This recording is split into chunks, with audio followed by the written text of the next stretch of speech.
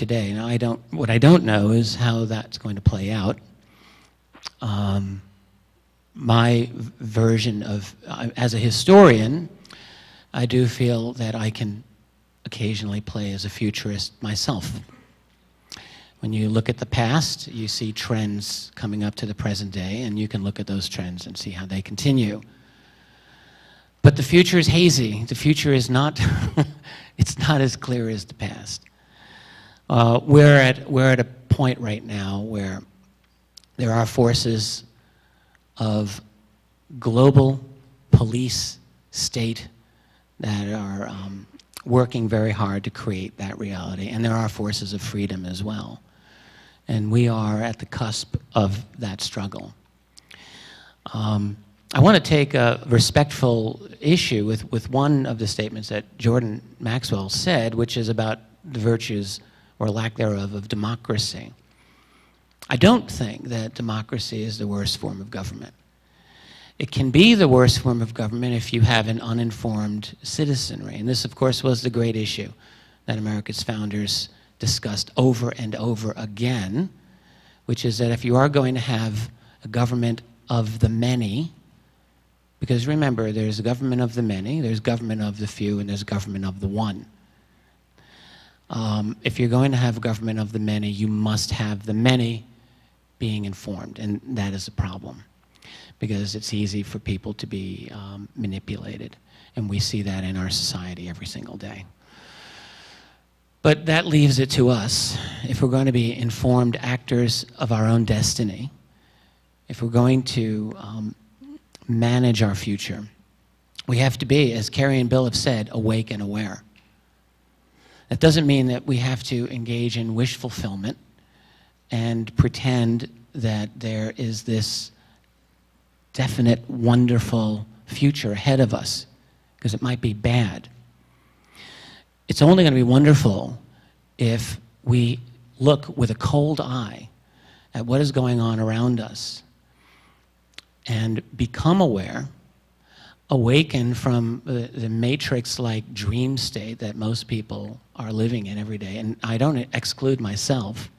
It's a struggle every single day to remain alert and awake to the world that's going on around us. And my hunch, and I'm going to wrap it up here because other people need to talk, is that there are forces at work right now far greater than that of any one person here. Just as the internet 20 years ago was a completely unforeseen development for most of us, it has transformed our world, so too we have to assume there are going to be other developments in the next 10 years that are going to completely overturn many of the assumptions that we currently have.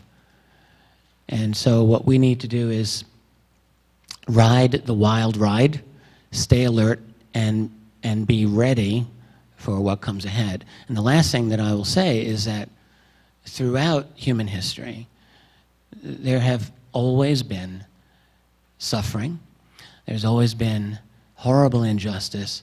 There have always been tremendous, difficult challenges that people have lived through. In that regard, we're not alone. We're not unique in that regard. We face unique challenges, yes, but we are part of a very long history of struggling humanity dealing with the next new crisis, and this is going to be our job. We have to acquit ourselves well and with dignity and honor. Thank you, Rich. Thank you. Okay, go ahead. Cynthia Crawford. We'll just go down the line. Cynthia. Well, I've noticed a lot lately because I work with people. Recently been doing a lot of counseling, and what I've noticed in this shift, people are waking up with compassion and unconditional love, and they're learning how to use their unconditional love and the source within, the light within them, to empower themselves. We're also learning how to diffuse the negative energy through using our love and our light. The other thing I've noticed is that more people are waking up and remembering who they are and what their mission is on this planet. They're becoming more spiritual and realizing, instead of spending the time always finding fault or judging others, they're realizing we're all here for our lessons, as well as understanding that in order for us to spiritually evolve, there has to be the contrast. We have to know the difference between light and dark, good and bad, or good and evil. And so there has to be contrast for us to learn our lessons. With that, we're also learning to be more compassionate and understanding that. I've noticed a lot of children are being born to knowing who they are from the get-go. I don't know how many have heard about some of the children that were born with AIDS, and then within 2 years, they have been completely healed. We're awakening to our own powers, our own abilities. We're also taking a stand for what we believe is equality amongst all of us. We're no longer becoming the greedy, selfish people. We're beginning to release those things that have kept us separate from others. We're beginning to think in a collective instead of thinking as just taking care of oneself. We're seeing that us working together as a group, the power of our light and our love, how it affects people. I've also noticed that a lot of people are beginning to change what they used to do. Suddenly they are finding interest.